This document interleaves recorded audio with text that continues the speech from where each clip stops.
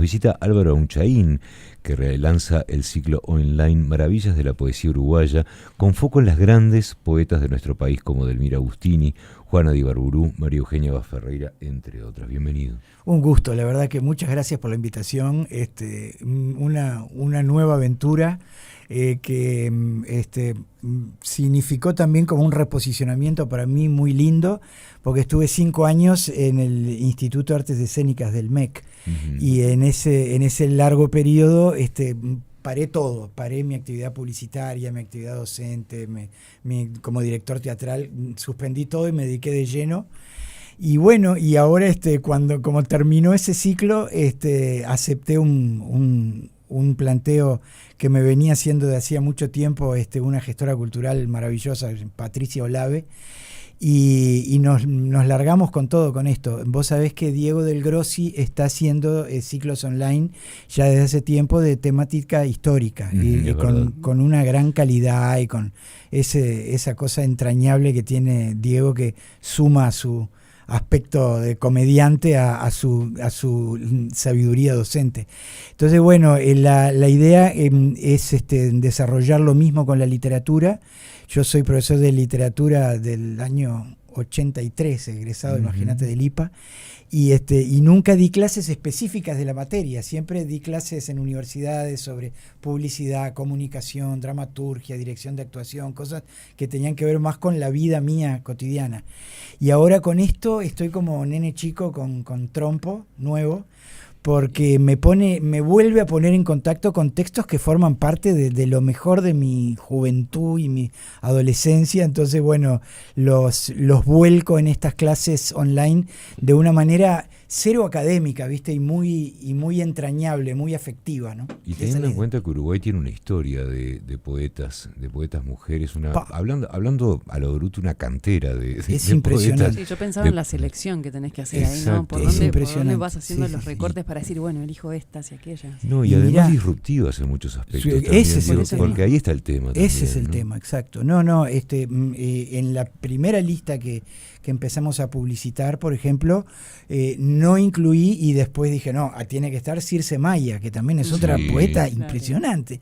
Y la característica, yo embromo siempre que la poesía uruguaya es mujer, porque hay como una constante, tal cual lo que ustedes dicen, a lo largo de toda la historia, de mujeres usualmente aisladas o arrinconadas por una sociedad muy machista y muy patriarcal, que encontraban en la poesía como el camino, el caudal el cauce por donde expresarse por entero, y expresarse de una manera muchas veces de una intensidad impresionante, ¿no? Sí, y llama la atención que más allá de que siempre que vos, y estoy hablando de estas poetisas en particular, ¿no? Siempre que vos encarás un camino como sabés que vas a tener problemas, sabés que te metes en problemas. Claro. Quieras que no, de alguna manera fueron, vamos a decirlo, estrellas de su tiempo también. Sin duda. Es decir, no tuvimos a que esperar ni a la muerte como sponsor, ni a la historia para el reconocimiento de estas señoras, sino que todo iba como al mismo tiempo, se iba dando al mismo tiempo. Es decir, había algo fermental en aquel momento. Era una época muy particular también en el mundo, ¿no? Bueno, el tema es ese, es que yo en el curso en realidad llego hasta Cristina Peri Rossi y Aida Vitale, ¿no?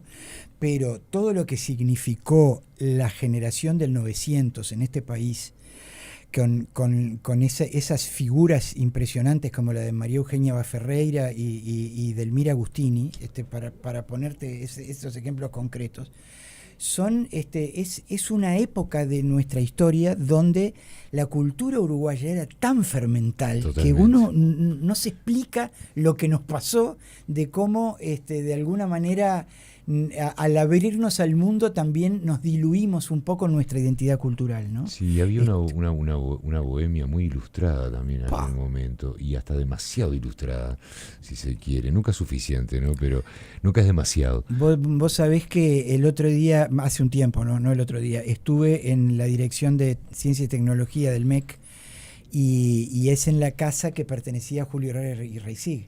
Y entonces hay una escalerita cerrada con una reja, con un candado, que lleva a la Torre de los Panoramas. Entonces yo miré para arriba ahí, aparentemente en esa Torre de los Panoramas hoy se está juntando la Academia Nacional de Letras, ¿no? Y entonces yo dije, ¿no podré subir ahí a conocer ese lugar? En esa torrecita que uno ve cuando anda por Reconquista y Brecha y Juan Carlos Gómez, se juntaban Florencio Sánchez, Julio Reyes Reisig, Horacio Quiroga, ¿entendés?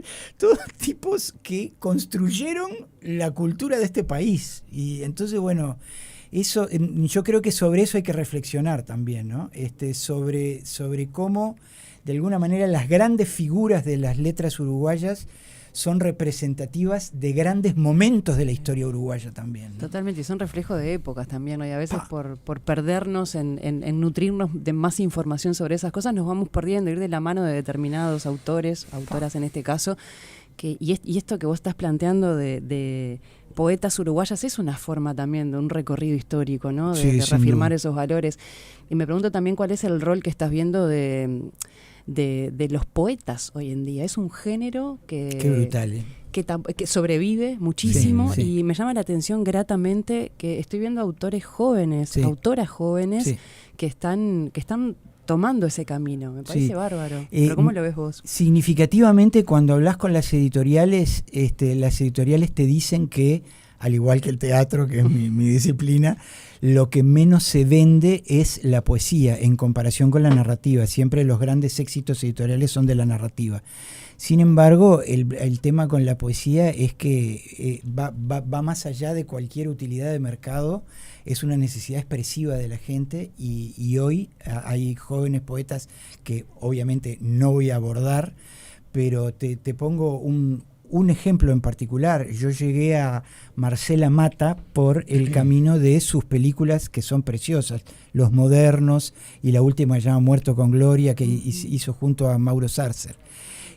Pero Marcela es una poeta maravillosa y tiene por lo menos un libro, el recuerdo de ella, que es realmente hermoso. Entonces, si uno sigue mirando el devenir generacional, es muy lindo, porque en las primeras décadas del siglo pasado la poesía era de consumo masivo. Yo estuve dando Becker y Machado el año pasado, y vos veías que cuando Machado mete su primer poemario se convierte en un éxito, y lo mismo Lorca y todo, pero hoy no pasa eso. Y sin embargo la necesidad expresiva está y se manifiesta. ¿Sabés que yo creo, esto es una apreciación muy personal, yo creo que la necesidad expresiva permanece, la necesidad de saber de esa necesidad expresiva también permanece. Yo creo que a la poesía la secuestró mucho la música también. Bueno, sin duda. Y en ese sentido, capaz que la poesía sí se sigue consumiendo, pero de una manera muy, muy diferente. Pero sí nos llamaba la atención, yo no sé si fue contigo que habíamos hablado hace unos cuantos meses, que están apareciendo nuevos artistas en general, tanto hombres como mujeres de la poesía, que bueno, que viven y luchan, y estaría bueno que el género sobreviviera por sí mismo como tal, ¿no? En la declamación de la poesía. Tal cual, ¿no? Y esta combinación, Álvaro, que haces de ese ciclo online, que también me parece que está bueno para facilitar en cierta forma el poder participar, porque a veces me parece que cuesta un poco el hacer que la gente se acerque al producto cultural. Y en este caso, vos con esta propuesta de encuentros online, ciclos online, es también una forma de facilitar, de derramar esto, ¿no? ¿Lo pensaron un poco pensando en alguien que le encante la poesía, o también como para introducir en el tema a alguien que capaz que está un poco por fuera de este género? En esto es muy importante el aporte, como yo lo llamo marketinero en el buen sentido, de Patricia Olave, porque Patricia elaboró una plataforma online muy profesional, donde empezó a dar clases de distintos temas, de idiomas, de turismo, incorporó la historia, incorporó también a Cristina García Vanegas en música, y está pensando en incorporar gente también de artes visuales. Entonces vos tenés un público muchas veces de mayor edad, de 50 años en adelante, que en muchos casos ha desarrollado toda su vida entregada a sus carreras profesionales o a sus familias, ¿no? Y que a esa altura de la edad dice, pucha, yo quiero darme el placer de sentarme una vez por semana a hablar sobre García Lorca, sobre Antonio Machado, sobre Valle Inclán, y ¿entendés? Y entonces me encuentro inesperadamente desde el año pasado con un público cómplice que quiere intercambiar ideas, intercambiar sentires sobre estos autores, ¿no? Y es realmente muy lindo. Y otra cosa que decías vos, Cairo, de la música, hasta qué punto es así, que el año pasado, el curso que yo di de literatura española, las últimas clases fueron sobre Luis Eduardo Aute, Joan Manuel Serrat y Joaquín Sabina. Obvio, claro. Porque además vos leés lo que escriben esos tipos, abstraído de la música con que lo musicalizan. Qué selección también, total. Lo que pasa, ¡Qué poetas! Totalmente. Lo que pasa es que la poesía tiene esa... Es una virtud y a su vez me parece que es su debilidad, la poesía como género. Vos lees poesía, vos lees una ficción o lo que fuera, y entonces ya la cabeza tuya empieza a armar una película. La poesía necesita que alguien te la lea, que alguien te la declame. Sí. Y la música la adornó. Exacto. La música la adornó mucho. Yo recuerdo hace muchísimos años a Alfredo Alcón recitando poesía en el Teatro Circular. Sí. Y ahí fue cuando yo me di cuenta, yo era muy, muy joven en aquel momento, pero yo me di cuenta de cómo la poesía no era para cualquiera en ese sentido, tenía que tener una intención, tenía que tener un estudio a la hora de declamarla, y era un espectáculo en sí mismo. Pero claro, era un Alfredo Alcón con el público que cabe en un teatro circular.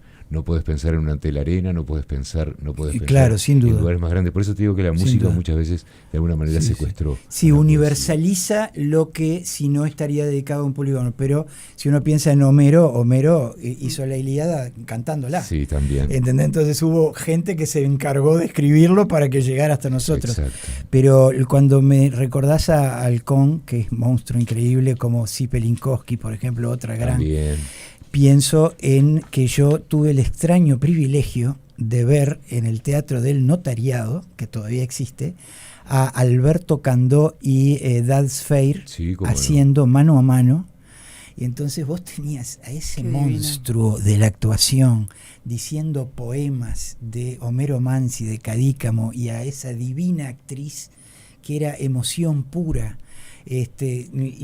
Contándole al público un cuento que había escrito su marido, Carlos María Domínguez, sobre un tango que me estoy yendo al diablo, pero van a ver que tiene sentido lo que digo, sobre un tango que es el que dice: vamos, vení de nuevo a las 12, vamos que está llegando Marquina. Ese tango lo escriben Pichuco y Cátulo Castillo por teléfono en homenaje a Homero Mansi.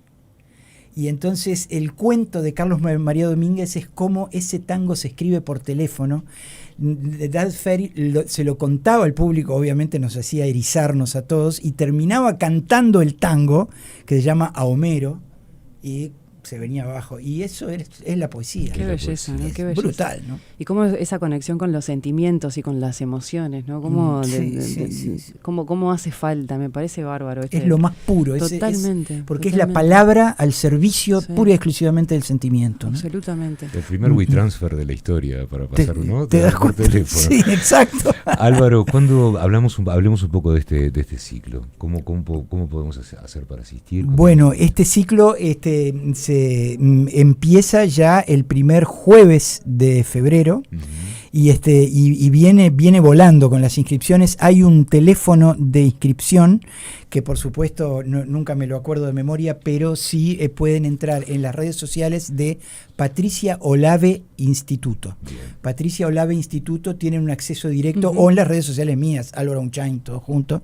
Si no querés que te lo diga, 099-511-292. Ese mismo, 099, brillante lo tuyo. 511-292, de todas maneras, Patricia Olave, ustedes buscan por allí y tienen todos los detalles. Y es una estructura pensada en cuánto tiempo. Y este es un pequeño ciclo ciclo de 2 meses, pero a partir de abril voy a alargar con una andanada de propuestas, porque va a haber un ciclo online sobre literatura inglesa, donde me voy a zambullir en Shakespeare a Piacere, y en Virginia Woolf, y en Mary Shelley, y en Oscar Wilde. Imagínate la locura que va a ser eso.